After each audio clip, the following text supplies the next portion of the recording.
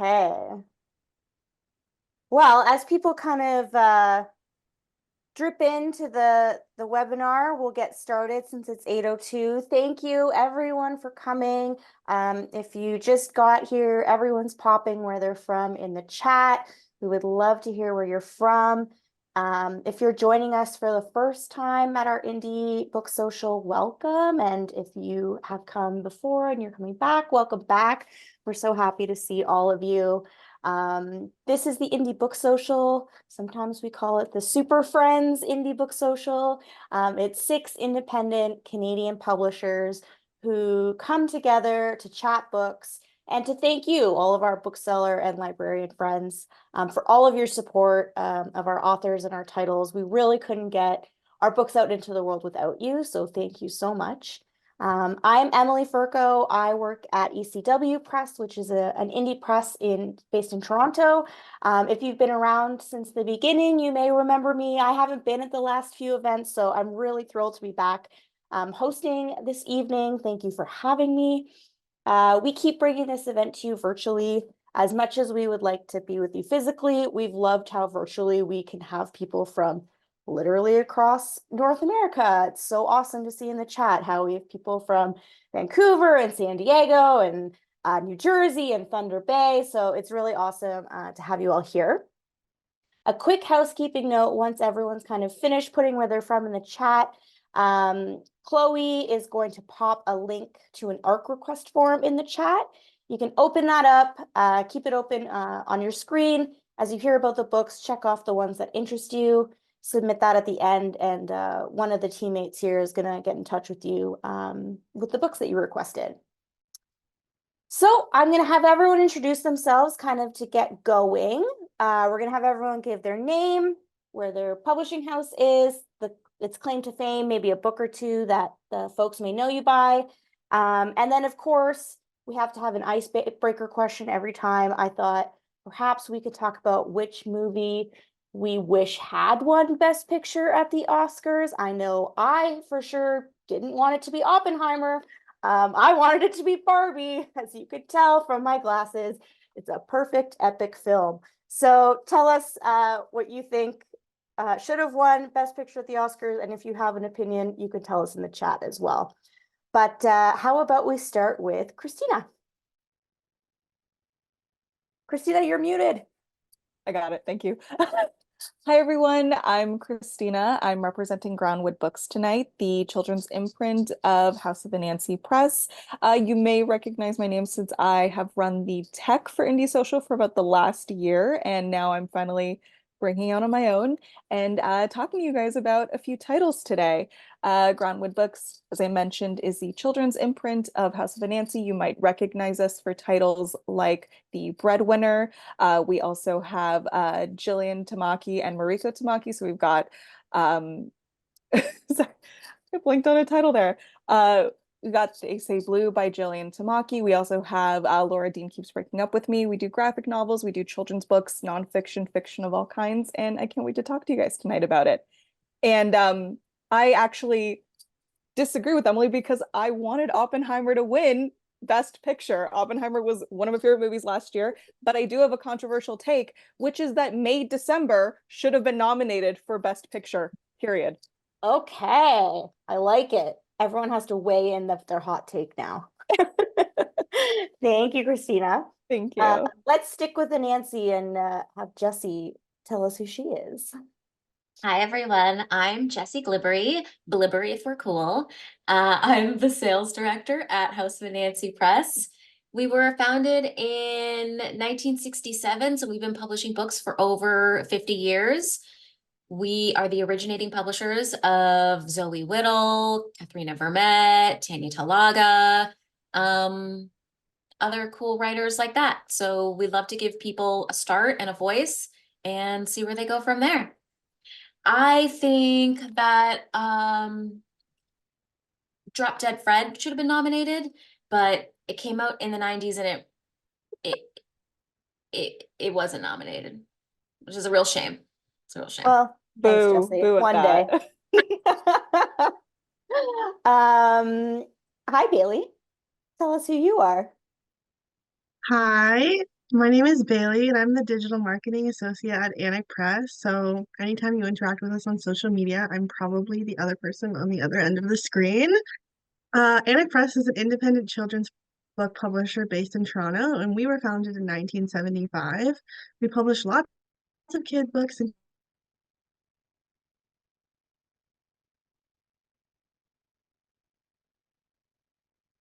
and my Oscar opinion, which you don't know what you've unlocked, Emily, because I make every single meeting leading up to the Oscar season about movies. If you ask any person I work with, it just becomes a movie talk with Bailey. Everyone was saying I should have like my own little like blog post about this because I seriously talk about it all the time, so I could keep talking about it. I watched every single one of the movies. I was very into it. I think I got like 19 out of 22 on my like Oscar predictions. So yeah. But my pick was probably Past Lives. I love Past Lives. I think it stayed with me the longest out of all the movies. So that's definitely my pick. And Canadian director. So that's everything. And I guess my controversial opinion is they should have nominated the dog from Anatomy of a Fall. We should have made a whole new category, nominated that dog. And you know what? That child too. That movie would not have been the same without them. I love that dog. Messy, Amazing. messy, messy. Messy. Thanks, Bailey. Hey, James. Hi, I'm James. I'm the publicist at Coach House, and I'm Googling what the best picture nominations were. Because I Just couldn't say think of. Barbie, it's fine. Oh, well, I liked Poor Things. That was good. I also read Killers of the Flowers, but that was fine. Oh, is Maestro the Maestro Fresh West biopic? Is that a thing that happened? It's not. No. Let me tell you, I answered the second question first. It's Coach House Books, founded in 1965 in Toronto, Ontario. We'll be 60 next year, which is incredible. You may know us from authors like Suzette Meyer of The Sleeping Cart Porter, Andre Alexis of 15 Dogs. We do literary fiction, socially conscious nonfiction, poetry, and a little bit of theater as well. Awesome. Thanks, James. Okay. Hi, Emily. Other Emily.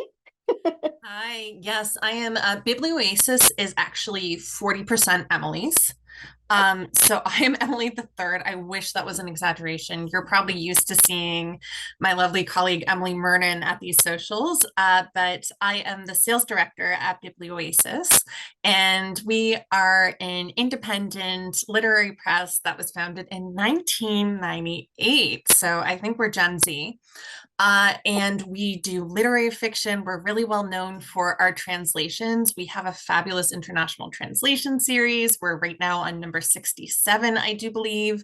Poetry, short stories, which is the genre of my heart, which is really tragic as a sales director.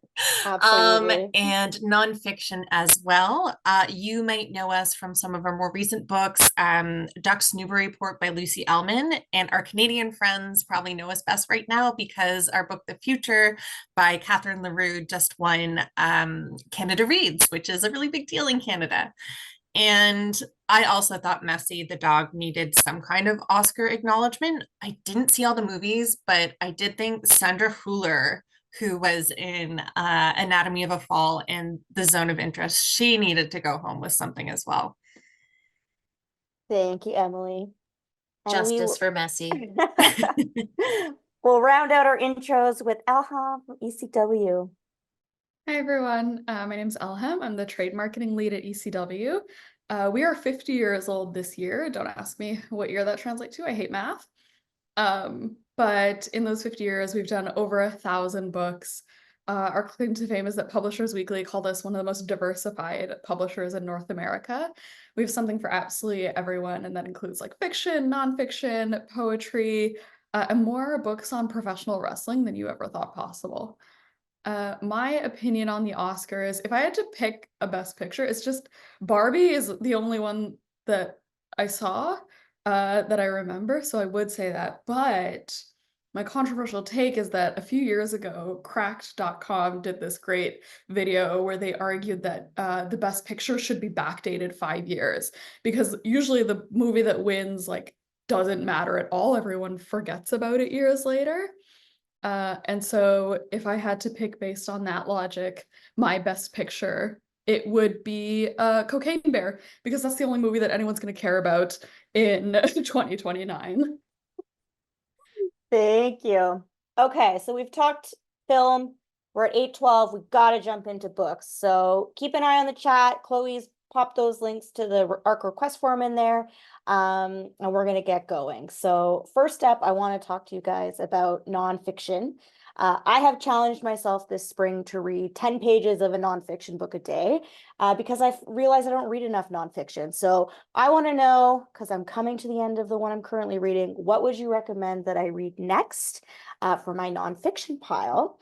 And we are going to start with a recommendation from James. Thank you, Emily. I have a great nonfiction recommendation. Really excited about this. I've been talking about it since February when it came out. It is called Big Mall Shopping for Meaning by Kate Black. This is a phenomenal book. So Kate grew up in Edmonton in the shadow of the West Edmonton Mall, which is the first mega mall in North America. It actually predates the Mall of America, and it's bigger still in sheer square footage.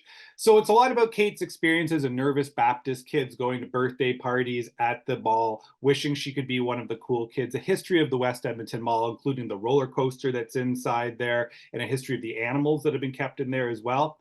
But this is also a story of the rise of the modern mall itself. Malls have their start in a utopian idea of a bunch of commercial and industrialists who thought that gathering retail spaces together could create more of like a European style shopping district. Of course, these were put in really unwalkable places, and what we have now is the result. And while malls are closing down in North America and still struggling, in other places in the world, there's actually malls opening and mall culture is thriving. So Kate goes through the history of the global mall, but also focuses a lot on her own experience going to the West Edmonton Mall, the bizarre stories in there, and the strange history of mega malls themselves. Kate's been doing a lot of great media for this. She'll be appearing on the next chapter on CBC, as well as done CTV, evening news, and morning news in Chicago as well. She's an excellent speaker. This is a really fun book. We'll be featuring her on our podcasts in conversation with Sean McAuliffe. We'll be talking about urban malls as well, and how Gen Z likes to explore them. Sort of the big twist being that when you look at the clips of collapsing and dying malls now without the experience of sort of having been there when they were a living, breathing thing, you sort of lose the perspective of what they were. So this is a fascinating book. It's both nostalgic for the malls of your childhood, a really weird, interesting story of West Edmonton Mall, a mall you may be familiar with or a mall you may be hearing about for the first time. And it's a look at where malls are going. So Big Mall, Shopping for Meaning by Kate Black. Amazing. That makes me so nostalgic for the mall of my childhood. Square One Shopping Center, shout out. Jessie, I would love to hear what nonfiction book you have. I would like to shout out the new Sudbury Shopping Center, and I love mall culture. Next time someone asks me like, what's your culture? I'm going to say mall. Okay, so I want to talk about North of Nowhere, Song of a Truth and Reconciliation Commissioner by Marie Wilson. This one is coming out in the summer, and it's a first-hand account of the TRC told by one of the commissioners who led it. So the Truth and Reconciliation Commission was established to record the hidden history of the forced residential schooling of Indigenous children. Marie Wilson helped lead that work as one of the 3 commissioners. In her book, Wilson guides readers through her years witnessing survivor testimony across the country, with the skills of a journalist and the insights of someone whose spouse was a residential school survivor. She honors the voices of survivors who have called Canada to attention, determined to heal, reclaim, and thrive. Part public documentary, part memoir, the book is a call to everyone to view the important and continuing work of reconciliation not as an obligation, but as a gift. Prior to her work in reconciliation, Marie Wilson spent more than 20 years working with the CBC as a journalist and a broadcaster. She was the only woman among the 3 TRC commissioners. She spent 6 years crisscrossing the country with Justice Murray Sinclair and Chief Wilton Littlechild. As a press, we're not only thrilled to be telling Wilson's story, but we're also proud to be uplifting the voices of the Indigenous communities she touched while touring the country. Marie Wilson is a little bit of an overachiever. She has honorary degrees from Western, the University of Manitoba, St. Thomas, the Atlantic School of Theology, and the Vancouver School of Theology at UBC. So far, we have like signings and events for her already lined up. She's got a full summer. She'll be at Monroe's and Boleyn's in Victoria ahead of publication, actually signing stock. She'll be in Ottawa in the fall. She's from Sarnia/London area. She'll be making a stop there, but she currently lives in the Northwest Territories. Her local bookshop there is called The Bookseller. Please connect with Christina or I if you'd like Marie to make a stop near you. That's awesome. That is such an important book. Thanks so much for telling us about that, Jessie. I would love to hear perhaps about a kid's nonfiction book. Let's hear something from Groundwood. Yeah, I would also like to join Jesse in shouting out my mall culture really quickly. So shout out to Eglinton Square in Scarborough, Ontario, Canada. But back on topic, James, you created a monster. I'll I've apologize. got I've got something for the 3 to 6-year-olds to add to their nonfiction to be read pile, and it's Mama's Gonna March by Jennifer Maruno and illustrated by Vivian Roses. This is a bright and colorful guide on why and how people organize peaceful protests. Inspired by real-life historical marches like the 1963 March on Washington and the 2017 Great Lakes Water Walk. In Mama's Gonna March, we follow different children as they join their mamas in significant marches throughout history. They make signs, they decorate their wagons, they pack water and snacks for the journey, and they always lead with the refrain, march, march, march. They march for big concepts like freedom, equality, peace, clean water, the environment. Our author, Jennifer, is a retired elementary school principal, and her skilled use of accessible language in this book really, I think, effectively explains to kids how small actions by the individual can make a massive impact when organized towards a common goal.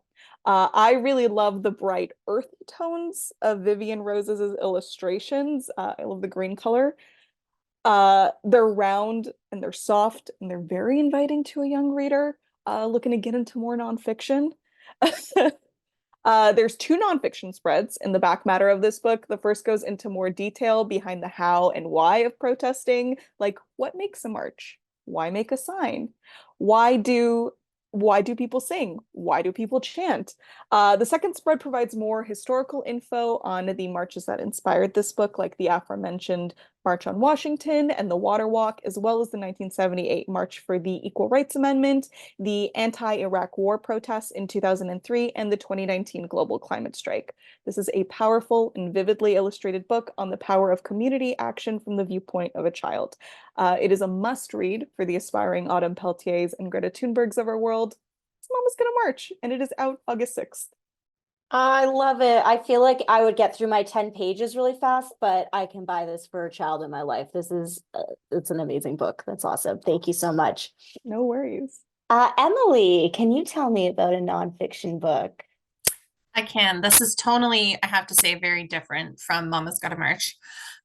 It's Crosses in the Sky by Mark Borey, which is, I feel like I have to say, it's coming out in May in Canada, May 21st, and in the States, it's coming out a bit later, October 8th. So like Emily Furco said, I also really struggle with reading nonfiction. So when I find a gripping narrative history, it's extra thrilling to me. And Crosses in the Sky is just that. It's the newest from our author, Mark Borey. If you are in the Ontario region at all, you probably are well familiar with him. He may have dropped by your store at one point. And it takes place 1 year before his last bestseller, Bush Runner, which was about Pierre Esprit Radisson. So when you start this book, you're instantly immersed in the circumstances that led to the destruction of the Huron-Wendat nation at the time of contact with the Europeans in 1625. Crosses is partially told through the story of French Jesuit Jean de Brébeuf, who is actually a saint. He was later canonized, and he is a key figure in the attempted colonization of the Huron peoples. He was rumored at the time to be a mystic. He had these visions. We now, looking at it through a modern lens, think it may have been schizophrenia. And that greatly affected his actions in the territory of Huronia. So far from dry and academic, it's really deeply researched. The narrative definitely departs from that sainthood view of Brebeuf. It considers his fate, and it deals with the ongoing tragedy of colonial legacy. It also busts quite a few myths. If you have visited a historical reenactment museum in the region, you may have been told a story about a beautiful collaborative relationship that really didn't exist in the way that we might have been taught it did. Brebeuf was not some magnanimous figure to the Hurons. He actually was a giant for the time. He was 6'4", and many Huron mothers told stories about him to frighten their children into behaving. He was seen as this boogeyman, and his skull is actually very well traveled and even ended up under a garden shed at one point. There's fascinating accounts of daily life, how colonial powers used religion as a cloak for economic interests, and a more accurate retelling of a history that's often been written and rewritten in a more favorable light. Mark is a superstar author. If you are in Ontario and you want an event, he has said nowhere is too far to travel. Anytime I call up a bookstore, it seems like he has already been in to arrange an event, and he is just the most amazing speaker. It's like the best history lecture that you've ever been to. Oh, that sounds so good. Thank you, Emily. Now, Elham, since we're both from ECW, I'm not going to pretend like I don't know what the book is that you're about to pitch, but I think everyone on the call would like to hear the nonfiction book you're about to pitch. So go for it. You can still act surprised. Okay. My pick is this one. This is Off the Tracks by Pamela Malloy. Yeah, I know, right? Isn't it gorgeous? This is a work of creative nonfiction and is really like the ideal of what I personally want when I'm reading creative nonfiction. It is very narrative, it's really readable, but also super informative. In this book, Pamela combines a social history of trains with her own personal travel memoir, as well as this very broad meditation on what travel, particularly train travel, means to us as individuals, but also to society in general. So she wrote this during lockdown when all of us were confined to our homes and travel was pretty much impossible. And now that everyone is free and we're all excited to start going places again, she's found that train travel in particular is having a real renaissance. So a lot of sort of lines and routes that had previously been neglected or even canceled, like the Rocky Mountaineer, the Orient Express, the Trans-Siberian Railroad, they're up and running again. And for a lot of travelers, the journey is really like just as important as the destination. Pamela personally has always had a love of train travel, and so she talks about the journeys that she took as a child and as an adult, like across Canada, the UK, the US, and Poland, and then combines that with a really deeply researched history of the way that trains have shaped societies and famous individuals, everyone from Mary Wollstonecraft to Charles Dickens and Canada's first Prime Minister, Sir John A. Macdonald. This book has gotten a lot of wonderful praise. Forward reviews called it a lovely, immersive book about how our physical and mental journeys shape us. And Pamela has already got a lot of events lined up, so if you'd like to go hear her speak more on the book, you can. She's going to be participating in a speaker series at the University of Toronto. She'll be at the Wild Writers Festival in Kitchener, the Afterwards Festival in Halifax tomorrow, I think. So if you're on the East Coast, you can head over there. She'll also be doing virtual events at the Mark Twain House and Museum in Hartford, Connecticut. And her launch is going to be at a Waterloo train station in May, so that's pretty cool. If you are the kind of person who loves like really thoughtful meditation kind of books, I think you'll absolutely love this one. So that was Off the Tracks.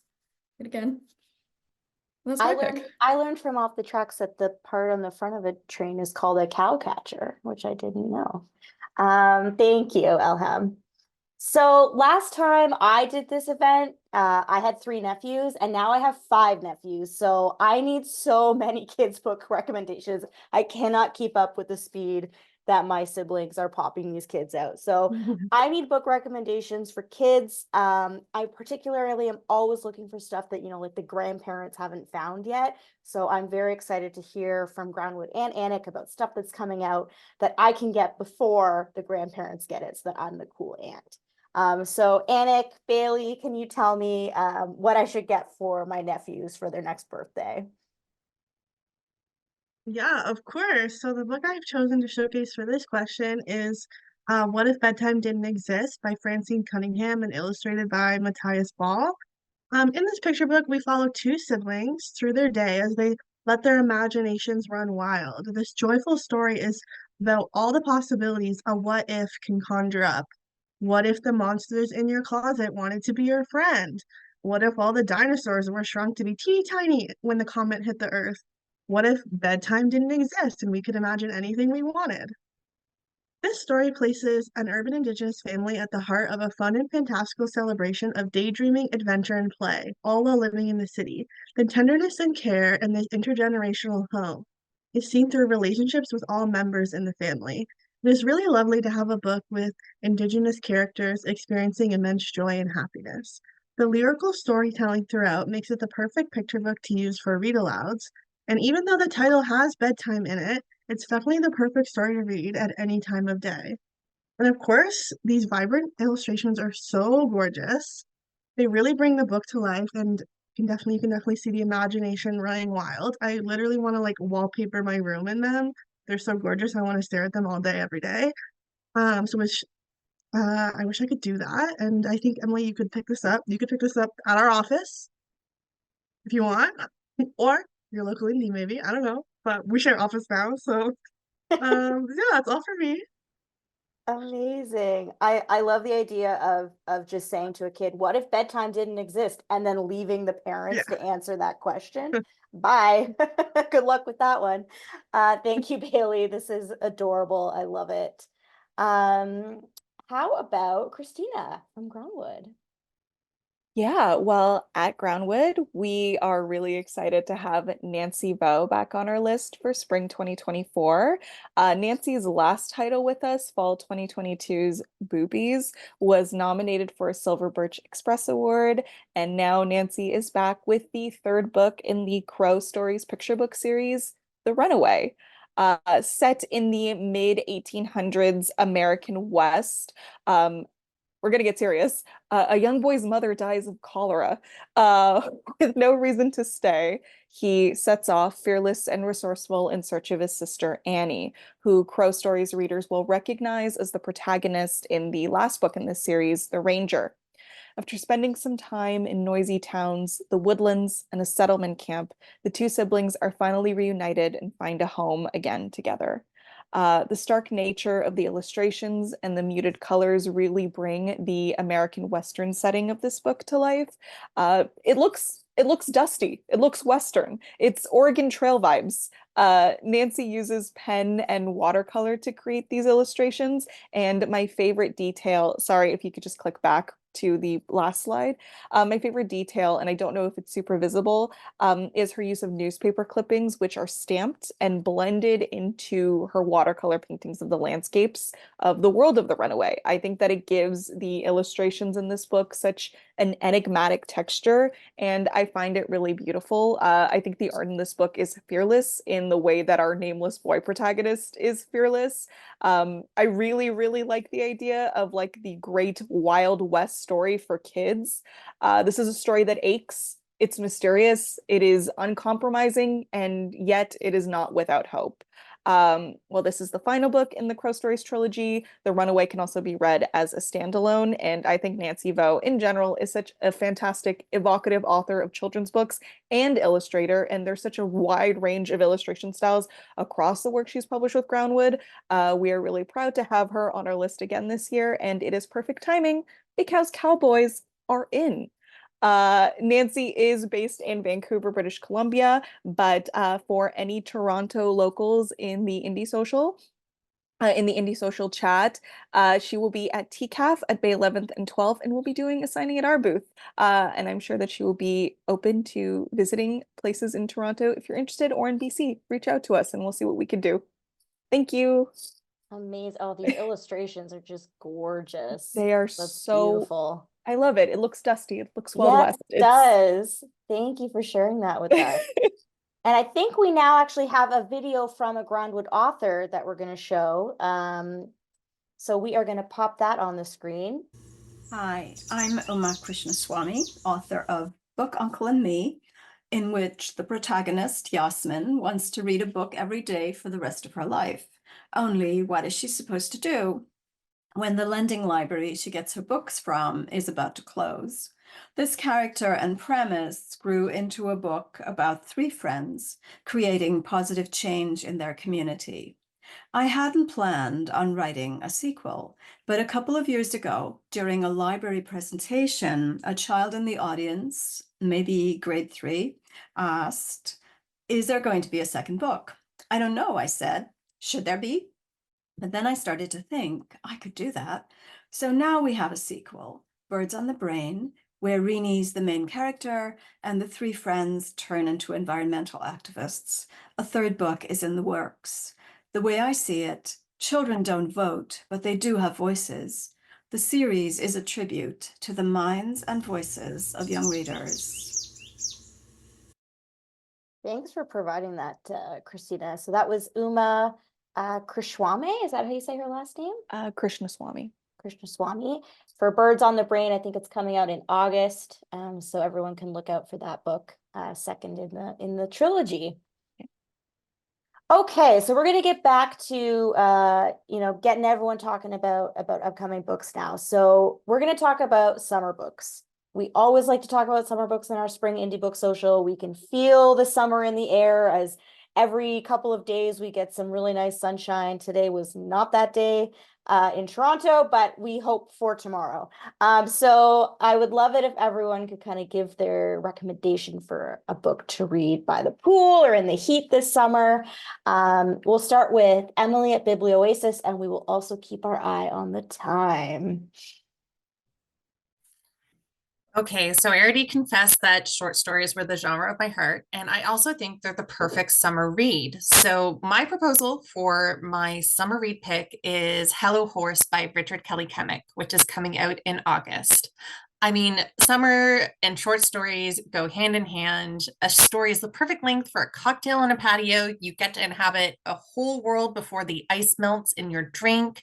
They're the same length as maybe a lazy lunch break, and there's something you can jump in and out of. This is a great collection from author Richard Kelly Kemick. It's his fiction debut, but he's won 2 national magazine awards for his nonfiction and humor writing. And this collection is A, very dog forward, which is important to me. B, explores the darker and underbellies and musty corners of small towns across Canada, although they really could be anywhere. So a lot of the time you're encountering characters that are maybe people you try to avoid eye contact with on the bus, but they're written with a lot of empathy, so much humor and wit. And my personal favorite is about a band of mercenary teens for hire who are vandalizing election signs. But if you'd prefer a tale about nuns playing hockey or a church writing competition or a cultish manager of a Greyhound track, it has those too. And it's also a great summer read because I bet if you're on vacation, you're somewhere more pleasant than a lot of these towns, even if it's just the stoop of your front porch. And if you want to try a cocktail with this book, it's not a horse, but you can try out a Moscow Mule. I think they'll go really well together. Emily, I've never thought of the idea of like having a cocktail as being the same length as a short story, and now I'm obsessed with this idea. It's my favorite thing. This will be my summer, so thank you. I will hit you up for this book. That's awesome. Thank you. So Hello Horse. James, now you got to beat a cocktail book pairing. I think I got this. Boy, howdy, do I have a summer read for you. When I was a bookseller for many years before I joined Coach House. Every summer we get people saying, I'm going on vacation, I need a beach read, I need something fun. What do you got for me? Do you have a funny book? And that's what is one of the hardest books to recommend. Until now, I bring you Pet Pat Slap by Andrew Battershill. I've been having a lot of fun talking about this book. It's out in June, perfect time for summer.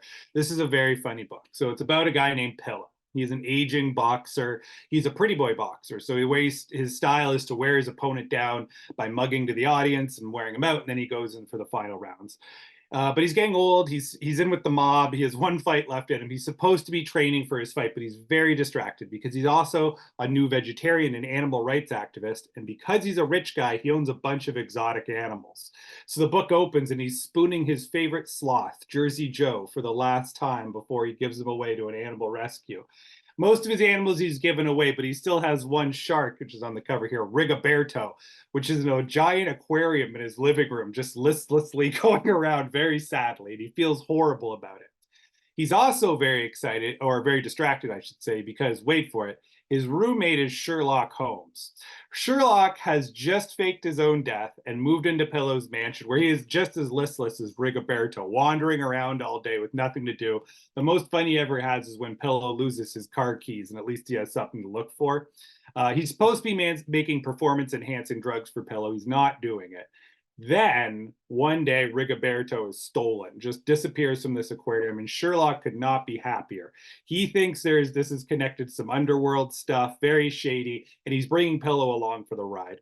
This is very funny. The dialogue between Pillow and Sherlock just crackles. This is a Sherlock, you got to picture like Masterpiece Theater, Jeremy Irons Sherlock in a modern setting. So people may be commenting, why is this man wearing a deerstalker hat or speaking like that? But it's a buddy comedy, and they're on the trail for Rigoberto the shark. As a new vegetarian, Pillow is also trying to manage his diet, which means he's really got to look out for his protein all the time. So he's constantly trying to find something to eat. If he sees a bowl of fruit, he'll probably be trying to take an apple from it. Andrew's a very funny writer. His previous novel, which is also called Pillow and is the sequel to this is the prequel, was longlisted for the Giller Prize in Canada. A hilarious book. If you want to really have a fun summer read, if you have customers asking for something just light and fun that's not really connected to modern events at all or reality, I cannot recommend this book enough. Really, you're cold and dead inside if you're not laughing. And if that's who you are, that's fine. But for a summer read, for people who like joy, you sold me, James. I love that this book sounds, and I mean this in the best way, like a fever dream. Just like chaos in the best way. You got me. Amanda in the chat wants to know if she can laugh and be cold and dead inside, and we all say yes. If I can, then you can too. Okay, Alhem, surprise me with what book you've chosen from ECW for a summer read. I'm so sad that I have to follow that because I don't know how I can. And the book that I am pitching is so different, but I'm going to do my best. And it's honestly, it's a beach read, not a beach read, it's a vacation read for many, many different reasons. So the book I picked is The Time of My Life by Andrea Warner. This is the latest in ECW's Pop Classics. I'm seeing some cheers. I'm seeing some people who get it. So let me help you get it too. So Andrea Warner is an incredible music journalist. She has tons of columns and is a frequent contributor to CBC Music. You might know her from her previous book, the Buffy St. Marie authorized biography.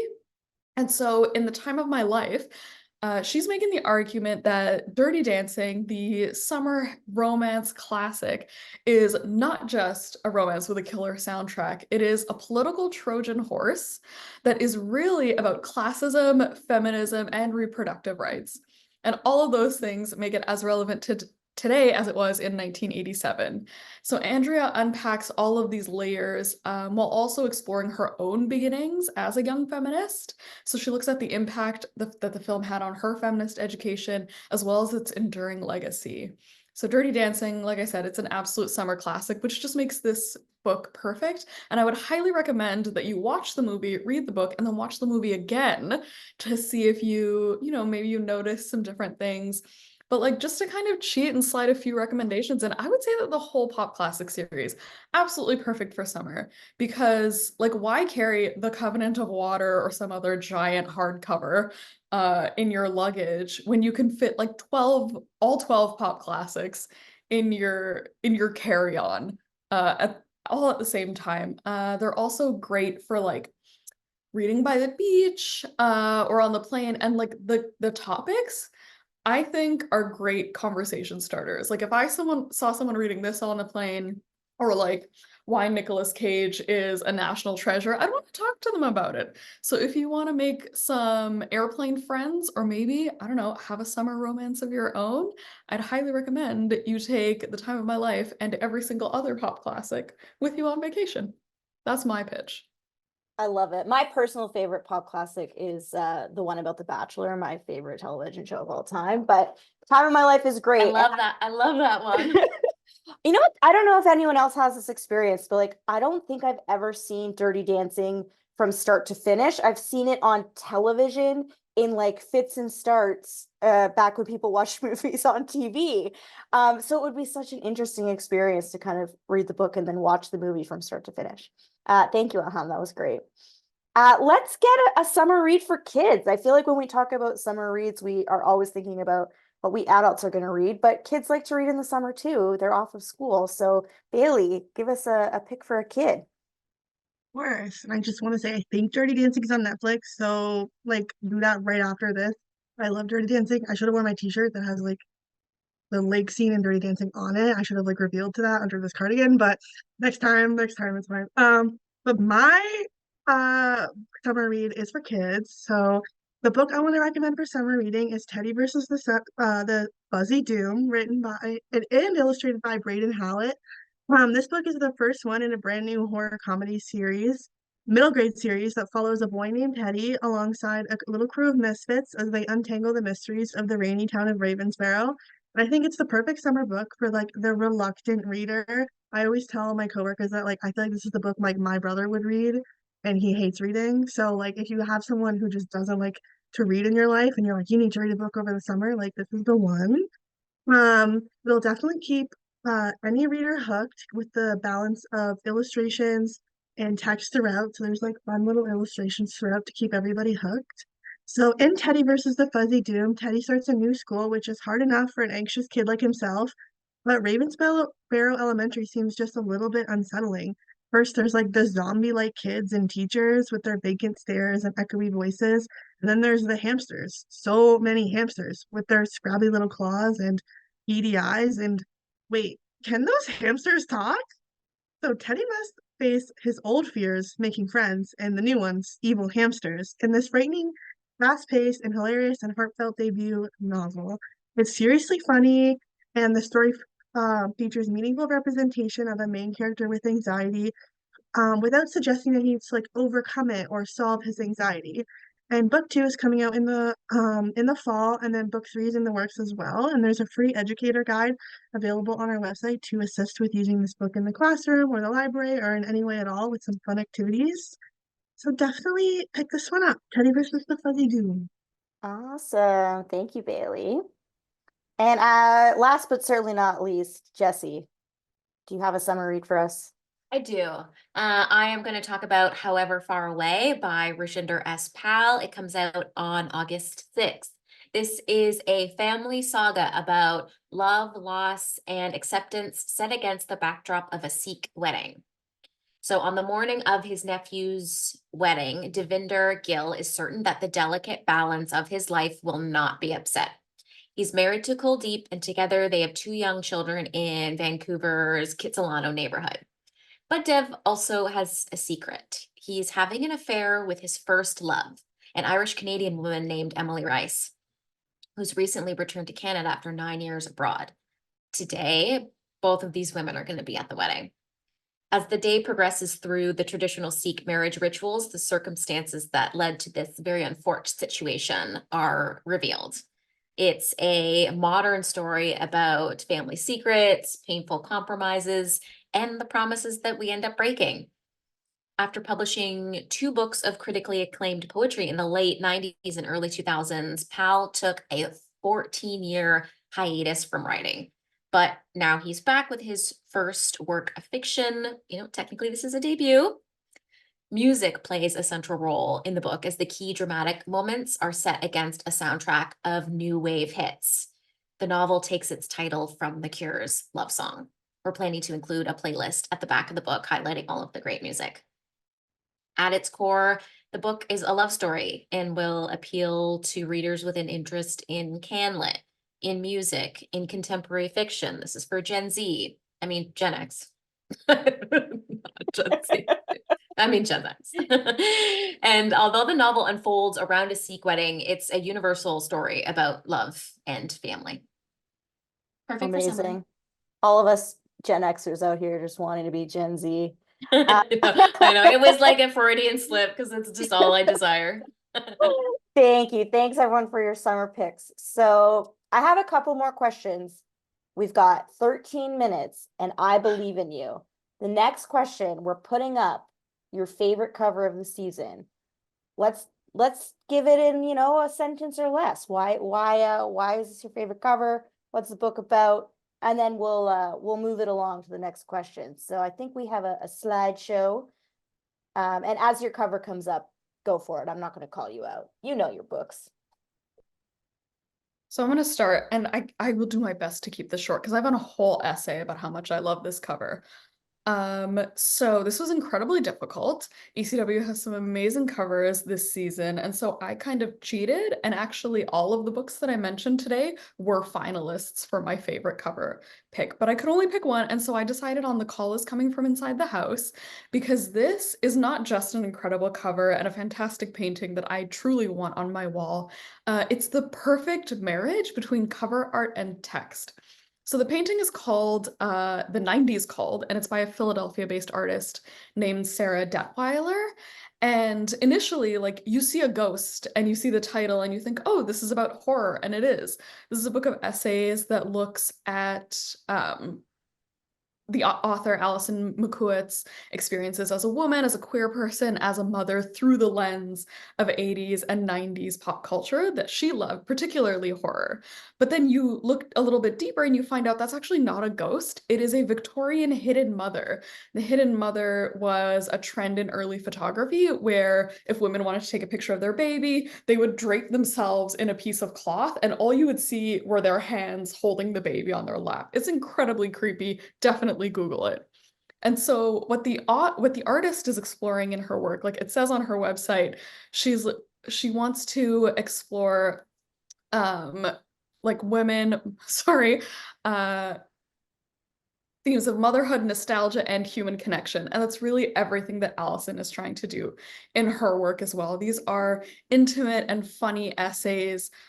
Recently, the book got a fantastic review on Autostraddle, where the reviewer said that Alison's writing combines the feminist insights of Melissa Febo's Girlhood with the horror film analysis on par with Carmen Maria Machado. It's a collection. This collection is a dream for any reader looking for queer feminist essays that will intellectually thrill you, scare you, and make you laugh. It's a fantastic book. I highly recommend you pick this one up. And that is the fastest I could get through that. So Thank you, Elham. I did my best. Great job. All right, next. It's me. This is Coach House. This is the cover for Good Want by Dominica Martinello. This was designed by our very own managing editor, Crystal Sikma, who's done some of our covers previously. As you can see from all the saints in a cluster on the cover, this book is a book of a collection of poetry. You may know Dominica from her previous collection called All Day I Dream About Sirens, which is very popular for us. Dominica is based in Montreal. So this looks at poetry as if every poem was a little prayer itself. Perhaps they are speaking to God, perhaps they're just useless and you're not speaking to anyone. But they look at the prayer around things, or the poetry, and as prayer around things like shame, around personality, around body, around very intimate and internal things that we hope will change. Dominica makes these little poems that could be prayers, maybe to you, maybe to God, maybe to whoever. That sort of longing for want and change within the self and internal exterior. Very, very good book. Dominica is an excellent poet. If you were into the Montreal poetry scene, if you did hear about her last book, All Day I Dream About Sirens, or as we like to call it, Adidas, this is an excellent place to follow up. Very beautiful cover, again, by Crystal Sikma of Coach House Books. Thank you, James. All right, this is me. I'm going to use my best fast talking muscles. So before I explain why I love this cover so much, I'm going to tell you a little bit about the book. This is The Utopian Generation by Pepitella, translated by David Brookshaw, coming out this August. And really, this is considered an essential anti-colonial text in Spanish and Portuguese speaking countries. It's taught at universities all over the place, but it just hasn't been available yet in English. And The Utopian Generation is the story of the Angolan fight for independence from Portugal, which they ended up achieving in 1975, which seems so recent. And basically, in this book, we follow 4 university students as they're debating whether they should flee university in Lisbon to go back home to fight. And some do. Some are forced to fight for the other side, and some have their revolutionary ideals tarnished over the next 30 years as they begin to engage with their role in the Civil War and conflict in different ways. Characters are the people that would have been in like your second year philosophy class, or the students that you hear talking in coffee shops. And part of what makes this so special is that Pepetela, the author, was a longtime Angolan freedom fighter. So this is based on his experiences and his friends. Back to the cover, what makes it so special is our wonderful designer, Zoe Norvell, was able to find archival photos of Angola and the protests that took place in 1961, which is exactly when the book opens. And so in the silhouette of this man's face, you can actually see, quote unquote, the revolutionary masses surging along the highway of the capital. Pepetela could have been there, and his characters almost certainly were. So I just loved how this piece of history was worked into a really evocative cover treatment. Yeah, it's gorgeous. Thank you, Emily.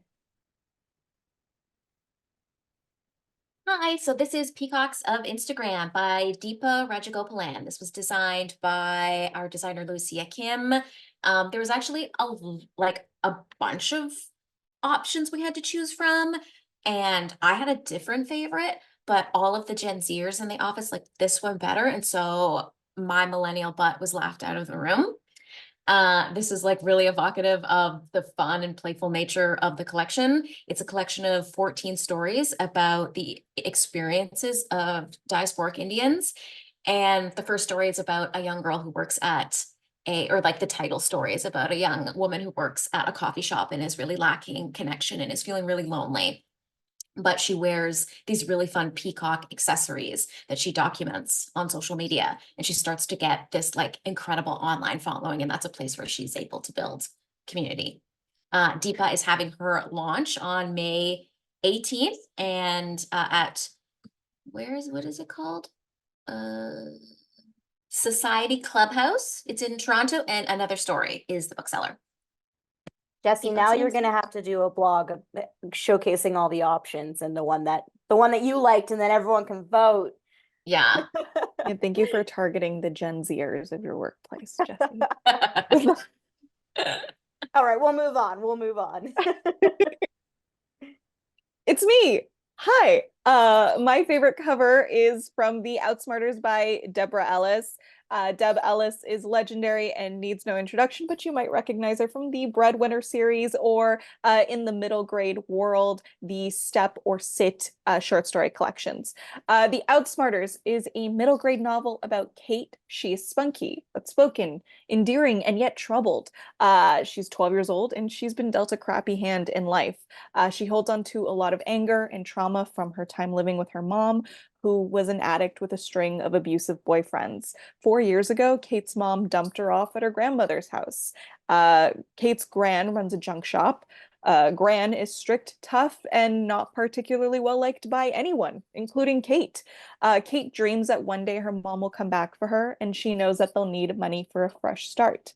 So Kate decides to open a philosophy booth in the parking lot of Gran's store. Customers pay $2 to ask a question, they spin a roulette wheel, and they receive a quote from one of history's great thinkers, aka Kate has a book of quotes that she reads from.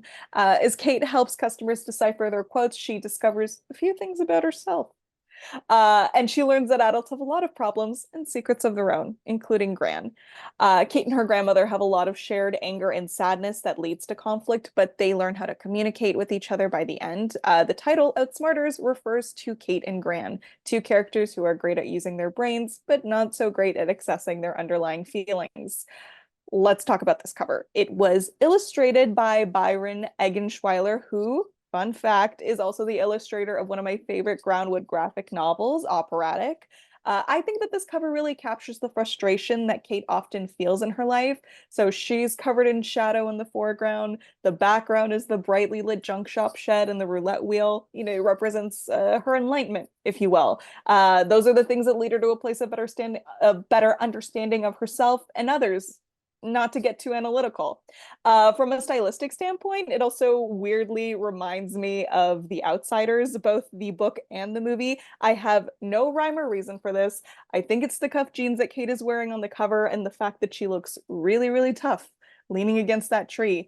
The music of the 1960s is also a huge point of connection for Kate and her grandmother. And since The Outsider is set in the 1960s, I think that might be why my brain is connecting those two. You know, outsiders, outsmarters. Makes sense to me. This is the newest middle grade fiction from Deb Ellis. It is available August 6th. She's an incredible writer, and we are always happy to publish her work. Awesome. It's so cute. All right, our last cover. Hey, it's my turn. So the book that I picked for this question was So Loud by Sahar Gulshan, illustrated by Shiva Del Suze. It's one of our picture books, and ever since I saw this cover, I've just been obsessed with it. I think it perfectly encapsulates the feeling of reading this book.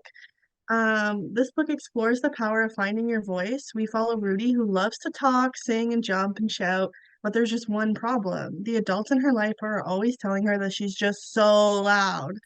When her grandmother visits from Iran for the first time, Rudy worries that she might just be too loud for her. But as she tries to be quieter, Rudy starts to feel less and less like herself. Listening closely to the many sounds in her world, from the husky howls to the streetcar chimes to her grandma's roaring sneezes, Rudy tries to figure out the full range of her own voice and discovers along the way the joy of being loud. I think the art of this book perfectly matches Rudy's exuberant energy, and this charming story will resonate with readers who love to make noise and are still learning where and when to take up space. And I think this cover perfectly encapsulates just the joy of Rudy and her loudness and just being herself. So I love it so much. That's all for me. This book could be for adults too. I'm often told I'm too loud, so I feel like this is very relatable. Okay, we have a quick video from ECW author Elliot Gish. Hi, I'm Elliot Gish, a writer and librarian from Halifax, Nova Scotia. I'm the author of Grey Dog, published by ECW Press. My inspiration for Grey Dog really came mostly from my own childhood love of Victorian and early Edwardian literature. As a kid, I'd read pretty much anything with a bonnet in it, but I was especially fond of Ella Montgomery's Emily Starr trilogy. There's a darkness in those books that really fascinated me, especially since Montgomery had a reputation of writing very wholesome, very light fiction. And when as an adult I read a biography of Montgomery, and then published collections of her diaries, I was so struck by what an unhappy person she was. She was a teacher who hated teaching. She was a wife whose marriage was increasingly troubled. She was a devout Christian who ultimately lost her faith. And it really made me want to create a character who, in different circumstances, could be a Montgomery heroine. A clever, plucky, educated woman who abided by social conventions of feminine behavior, even as she chafed against them. And I wanted to pick up that character and drop her in the middle of a horror story. I would like to thank everybody who's read and reviewed the book so far for all their kind words and enthusiasm. And I'd also like to thank my brilliant editor, Jen Suk-Fong Lee, the amazing creative team at ECW Press, and my friends and family for their unwavering support. Thank you so much for coming on Ada's journey. And stay out of the woods. I know I'm not here to pitch books, but I'll give my shout out to Grey Dog. It is such a good book, and it is all over TikTok right now. Got a starred review from PW, and it's flying off the shelves. Just came out April 9th, so definitely pick that one up.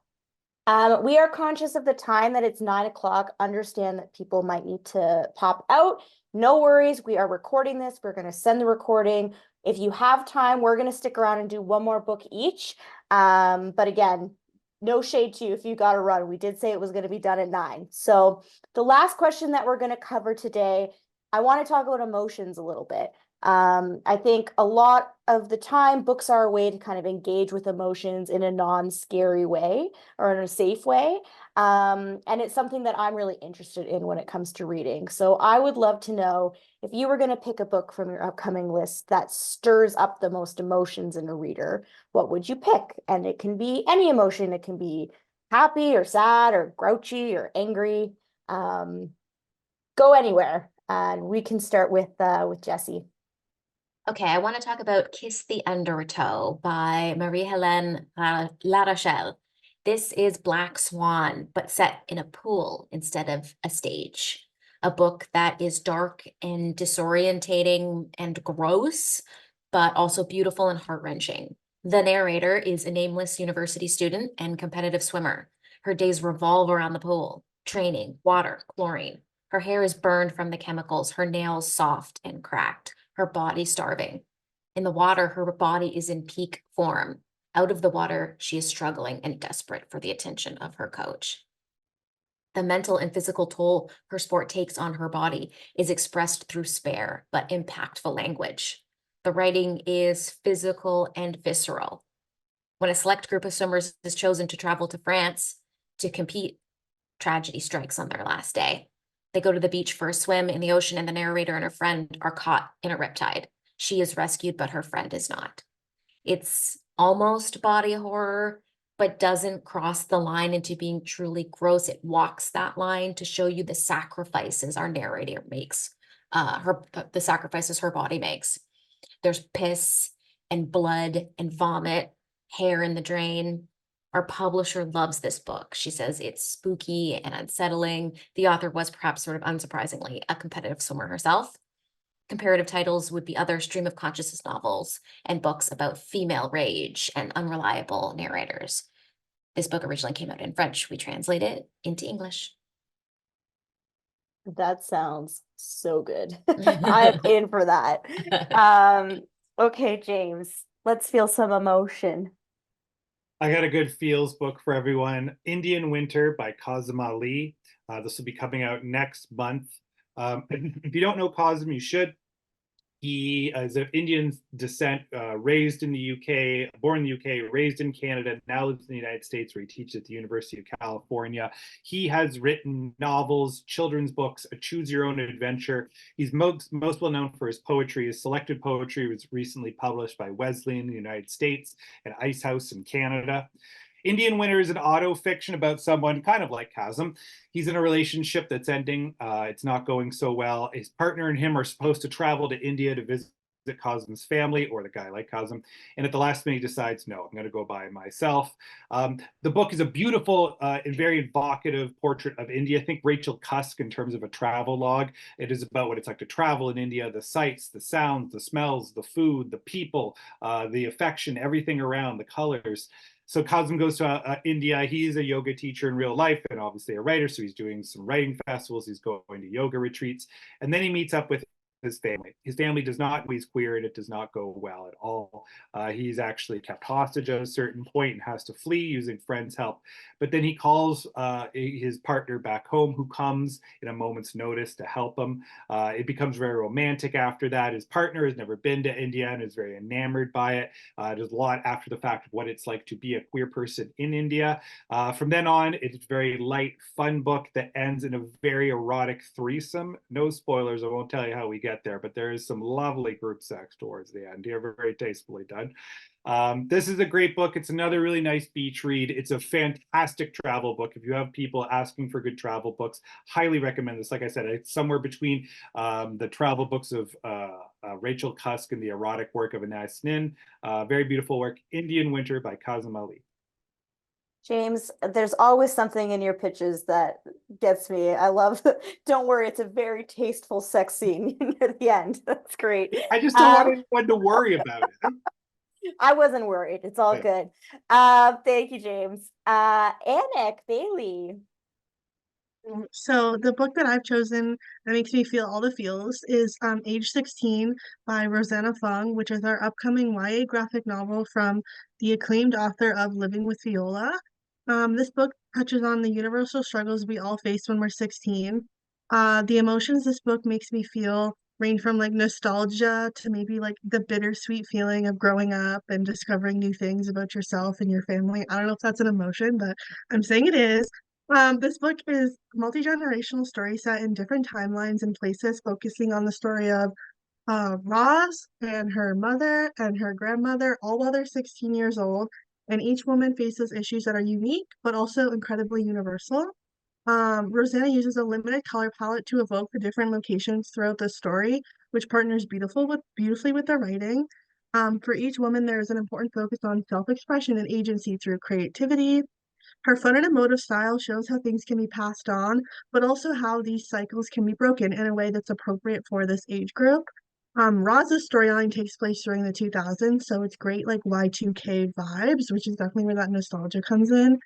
Um, the family in the story is Chinese, but the book itself is not about a specific Chinese experience. It's also about growing up and being a girl, and I feel like that focus is really important. The book is loosely inspired by Rosanna's own relationship with her mother, explores themes of body acceptance and relationships with family, but also friends and how those impact us for the rest of our lives. It's perfect for fans of The Magic Fish and Almost American Girl. It's perfect if you love the complex mother-daughter relationship in Everything Everywhere All at Once. Last year's Best Picture nominee. We're bringing it back. We're bringing it back. Um, so this is a perfect book to read if you're ever been a member of a community, a family, or if you've ever had to endure being 16. So it hits shelves in Canada on May 28th and in the US on July 2nd. Amazing. I love Y2K nostalgia. There's nothing better. Thank you, Bailey. Emily. Okay, so my pick for the book that makes you feel the most emotions is The Education of Aubrey McKee by Alex Pugsley. It's coming out May 7th, so really soon. And this is kind of a follow-up to his first book in this series called Aubrey McKee, which was a wonderful coming of age story set in Halifax, a city that's so small, everyone is famous by virtue of just being known there. Everyone knows your business because they know your last name. And this follows the same character, Aubrey, who has now moved out from the Maritimes to the big city to try and make it as an artist post-university. And this really is a sequence instead of a sequel. It's the same character, but I read them out of order, not lost at all. And it's about the extremely high stakes of first loves and figuring out how two people should be together.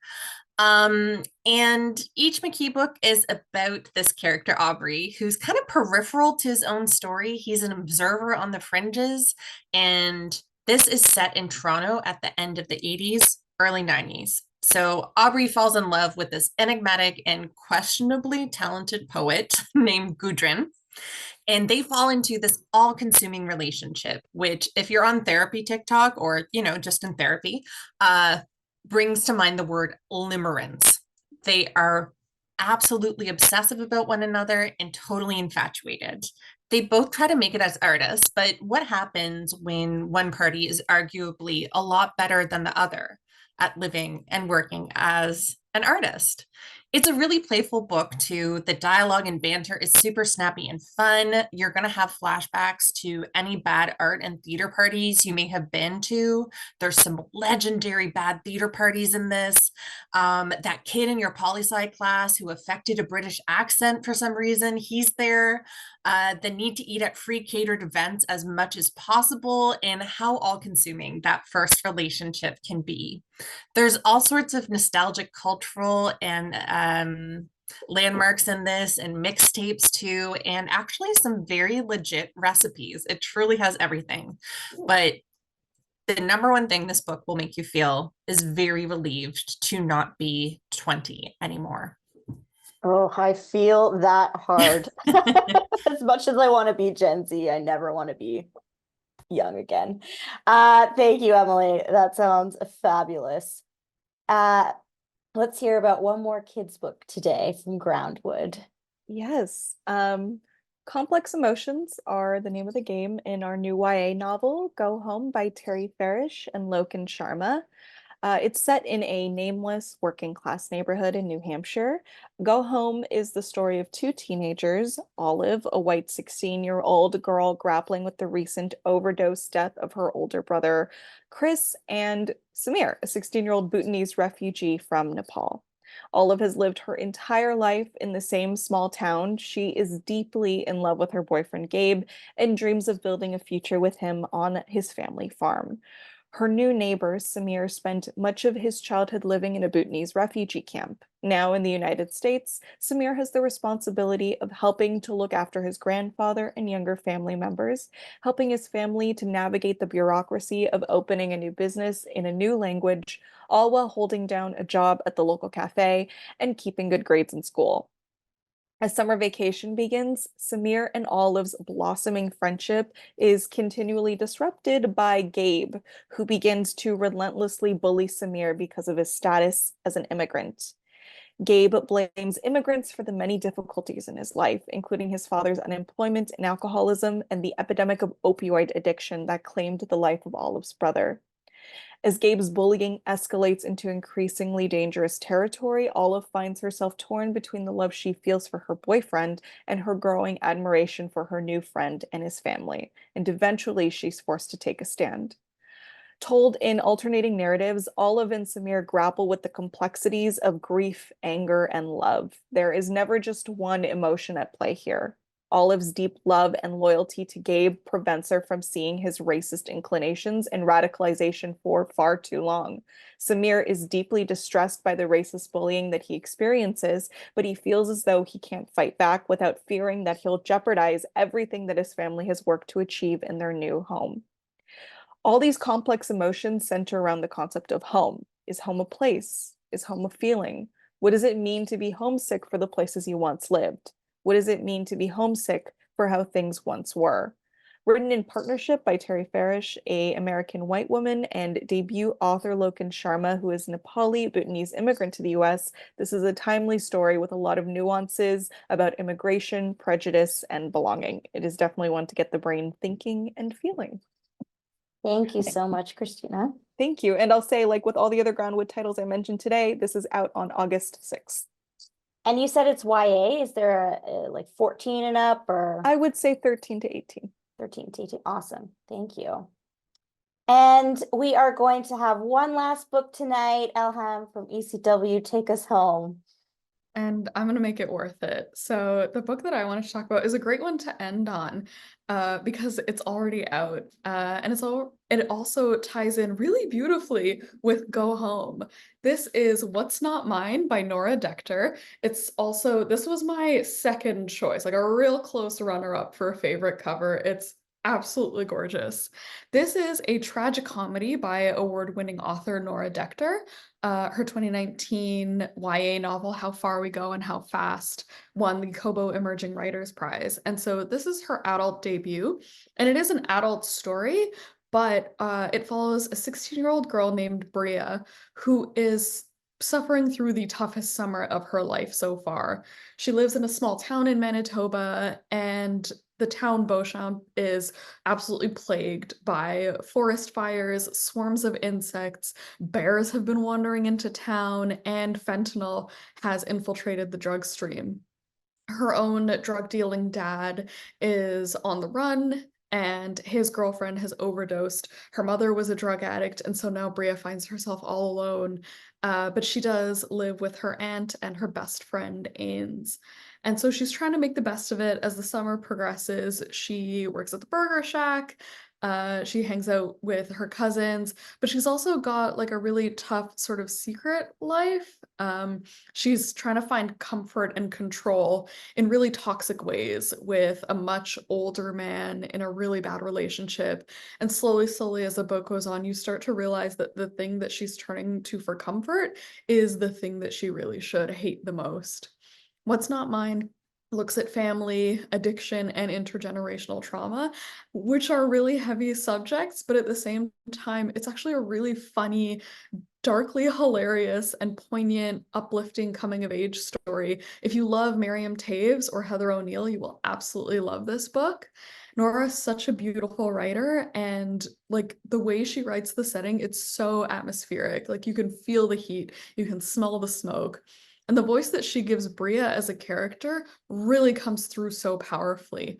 Booklist praised this in particular, saying that Nora writes in the compelling voice of a young woman veering towards an edge that she can sense but can't seem to avoid. And so the emotion that you feel is just love for Bria. Like, you really fall in love with her. Her struggles are at the heart of this book, and it hits you. Like, every bad decision she makes is a punch to the gut until you just want to pick her up and hug her and take care of her.